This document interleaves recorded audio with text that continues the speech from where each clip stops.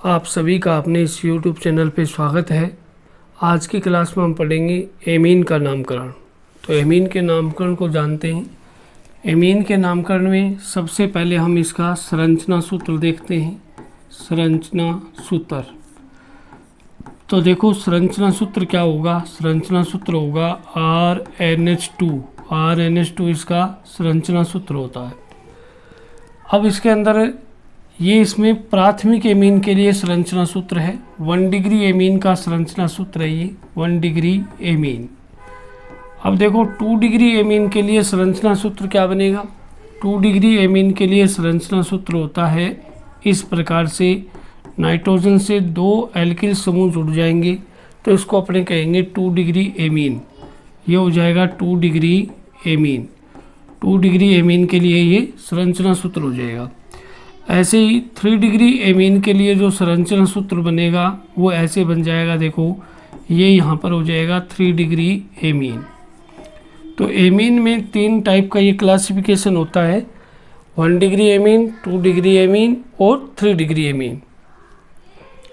अब इसमें आप देखिएगा 3 टाइप का जो ये क्लासिफिकेशन है, जिसमें 1 डिग्री एमीन भी आ रहे हैं, 2 डिग्री एमीन भी आ रहे हैं और 3 डिग्री एमीन भी आ रहे हैं। तो इसमें देखें कि जैसे यहाँ पर अगर आपने देखेंगे तो ये तीनों टाइप के इस तरह से हम संरचना सूत्र लिख सकते हैं। अच्छा, इसमें एक चीज़ और हम ध्यान में रख सकते हैं कि जैसे अगर हमारे पास जो ये एल्किल ग्रुप है, एल्किल समूह है और 2 डिग्री के अंदर ये 2 एल्किल समूह हैं, अगर ये दोनों एल्किल समूह समान हो तो हम इसको सरल एमीन या इसको सरल एमीन भी कह सकते हैं। अगर ये भिन्न भिन्न हो तो हम इसको मिश्रित एमीन भी कह सकते हैं। ये भी आप ध्यान रखेंगे 2 डिग्री और 3 डिग्री में ऐसा होता है। अब इनके देखो नामकरण को हम समझते हैं। तो नामकरण में 2 टाइप का नामकरण बनेगा। एक तो नामकरण बनता है सामान्य नामकरण और एक होता है इसका IUPAC नामकरण। तो सामान्य नामकरण कैसे होता है देखिएगा। सामान्य नामकरण या सामान्य नाम, इनके जो सामान्य पद्धति में नाम लिखे जाते हैं उसमें अपने को लिखना होता है एल्किल एमीन। एल्किल एमीन जो है, एल्किल एमीन वो इनके सामान्य नाम होते हैं। एल्किल एमीन इनके सामान्य नाम है। IUPAC नाम क्या रहेंगे, तो IUPAC नाम के अंदर एल्केन प्लस एमीन, IUPAC नाम लिखेंगे तो इसका एमीन अनुलग्न लिखा जाएगा। एमीन इसका क्या रहेगा, अनुलग्न रहेगा। ये इसका अनुलग्न है। और इस अनुलग्न के अंदर देखेंगे आप कि ये जो अनुलग्न है, इस अनुलग्न को अपने को एल्केन में लिखना है। तो एल्केन यानी इसका IUPAC नाम क्या बन जाएगा, एल्केन प्लस एमीन यानी एल्केन एमीन। ये इसका IUPAC नाम बनेगा। तो कुछ एग्जाम्पल की सहायता से हम समझने की कोशिश करते हैं कि इसका जो IUPAC नाम है वो कैसे लिखे जाते हैं, इसको अपने समझते हैं। सामान्य नाम और IUPAC नाम को हम समझेंगे। तो देखो कुछ एग्जाम्पल लिखे हुए हैं, इनके सामान्य नाम और IUPAC नाम अपने को लिखना है। तो इसमें देखो सामान्य नाम कैसे बनेगा, मैथिल एमीन। तो नाम बन जाएगा मैथिल एमीन। मैथिल एमीन ये इसका सामान्य नाम बन जाएगा। ऐसे इसका नाम क्या बनेगा, एथिल एमीन। तो ये एथिल और ये एमीन ये इसका सामान्य नाम बन जाएगा। ऐसे इसमें देखो 3 कार्बन की श्रृंखला है, सीधी श्रृंखला है, तो हम इसका सामान्य नाम क्या लिखेंगे, एन प्रोपिल एमीन। तो ये एन प्रोपिल एमीन ये इसका सामान्य नाम बन जाएगा। इधर देखें तो ये आइसोप्रोपिल एमीन हो गया। तो ये आइसोप्रोपिल एमीन इसका सामान्य नाम बन जाएगा, आइसोप्रोपिल एमीन। आइसोप्रोपिल एमीन ये इसका सामान्य नाम बन जाएगा। ऐसे इसमें देखो सीधी श्रृंखला में 4 कार्बन है, तो ये एन ब्यूटिल एमीन। तो N butyl amine, N butyl amine ये इसका सामान्य नाम बन जाएगा। अब ये सभी एग्जाम्पल हैं 1 डिग्री एमीन के हैं। तो इन सभी के IUPAC नाम क्या बनेंगे वो देखो। तो इनके IUPAC नाम देखते हैं कि इनके IUPAC नाम कैसे लिखे जाएंगे और कैसे बनेंगे। तो देखो IUPAC नाम, IUPAC नाम। अब देखो यहाँ पर मुख्य श्रृंखला एल्केन है यानी मेथेन है। एल्केन के अंदर मुख्य श्रृंखला में मेथेन लिखेंगे और यहाँ से एमीन लग जाएगा तो नाम क्या बन जाएगा देखो, मेथेनेमीन। मेथेनेमीन ये इसका IUPAC नाम बन जाएगा। यहाँ देखें तो 2 कार्बन के लिए हम क्या लिखेंगे, 2 कार्बन के लिए होता है एथेन और लास्ट में एमीन जुड़ेगा साथ में ही, तो नाम क्या बन जाएगा, एथेनेमीन। ऐसे इसमें देखो 3 कार्बन की श्रृंखला है लेकिन यहाँ से नंबरिंग करेंगे तो 1 पर एमीन आ रहा है तो नाम क्या बन जाएगा देखो, प्रोपेन 1 एमीन। प्रोपेन 1 एमीन ये इसका IUPAC नाम बन जाएगा।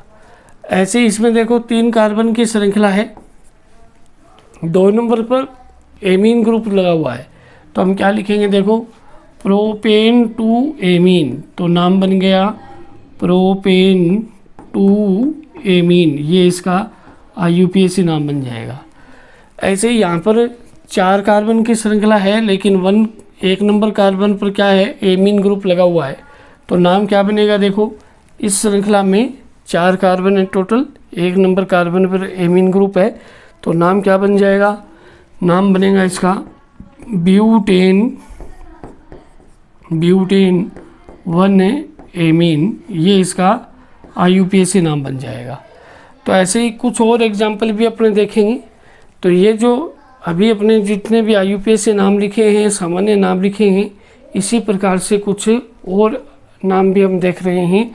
तो देखो कुछ एग्जाम्पल हम और देख रहे हैं। इन एग्जाम्पल में देखो यहाँ 2 डिग्री भी है, 3 डिग्री भी है। तो यहाँ पर देखो दोनों एल्किल ग्रुप समान हैं तो हम लिख देंगे इसमें डाईमेथिल एमीन। डाईमेथिल एमीन ये इसका सामान्य नाम बन जाएगा, डाईमेथिल एमीन ये सामान्य नाम है। ऐसे ही इसमें देखो इधर एथिल है इधर मैथिल है तो अल्फ़ाबेट ऑर्डर से इनके नाम लिखेंगे तो ये नाम क्या बन जाएगा देखो, एथिल, फिर उसके बाद मैथिल, एथिल मैथिल और यहाँ से आ जाएगा एमीन तो नाम बन जाएगा एथिल मैथिल एमीन। यहाँ देखें दोनों साइड में एथिल समूह आ गए तो दोनों साइड में जब एथिल समूह आ जाएंगे तो इसका नाम क्या बनेगा, इसका जो नाम बनेगा वो बनेगा यहाँ पर देखो डाई एथिल एमीन। तो ये हो जाएगा डाई एथिल फिर एमीन तो डाई एथिल एमीन ये इसका IUPAC नाम हो जाएगा। इसमें देखो 3 मैथिल समूह आ गए तो इन तीनों के नाम क्या लिखे जाएंगे देखो, ट्राई मैथिल एमीन ये इसके सामान्य नाम बन जाएगा इसका। ऐसे ही यहाँ पर देखेंगे तो ये एथिल फिर ये 2 मैथिल ग्रुप आ गए तो 2 तो इसमें आ गए मैथिल, 1 आ गया एथिल। अल्फ़ाबेट ऑर्डर से लिखेंगे तो नाम क्या बनेगा देखो, एथिल फिर डाई मैथिल एमीन तो ये इनके IUPAC ये सामान्य नाम बन जाएंगे। अब इनके अपने को IUPAC नाम देखना है तो इनके IUPAC नाम कैसे बनेंगे वो देखो। इनके IUPAC नाम में देखो यहाँ 2 श्रृंखलाएँ हैं, जिस श्रृंखला में ज़्यादा कार्बन हो, यहाँ तो दोनों समान है लेकिन जिसमें ज़्यादा कार्बन हो उसको मुख्य श्रृंखला मानेंगे। यहाँ एक को मुख्य मान लिया, मान लो ये मुख्य श्रृंखला मान लिया तो ये हो गया प्रतिस्थापी। प्रतिस्थापी कौन है, मैथिल है और वो किससे जुड़ा हुआ है, नाइट्रोजन से। तो इसका नाम क्या बनेगा देखो, एन मैथिल फिर मेथेनेमीन, एन मैथिल मेथेनेमीन ये इसका क्या बन गया, सामान्य IUPAC नाम बन गया। ऐसे ही इसमें देखो ये तो प्रतिस्थापी के रूप में लिख देंगे मैथिल ग्रुप और ये आ जाएगा एथेन मुख्य श्रृंखला। तो इसमें IUPAC नाम क्या बनेगा, एन मैथिल एथेन एमीन यानी एथेनेमीन ये इसका IUPAC नाम बन जाएगा। ऐसे इसमें देखो, एक को हम प्रतिस्थापी, एक को हम मुख्य श्रृंखला मानेंगे।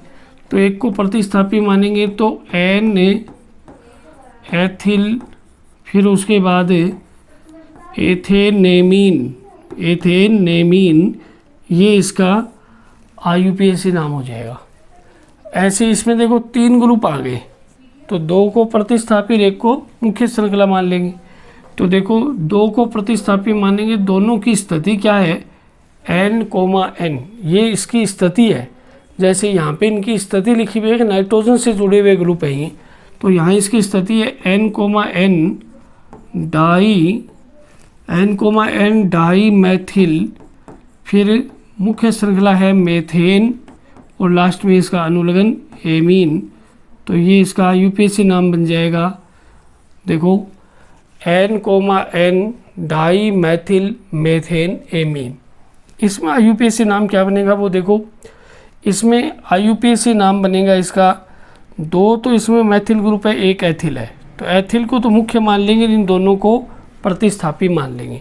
तो यहाँ पर जो इसका IUPAC नाम हम लिखेंगे तो वो नाम क्या लिखा जाएगा, देखो N,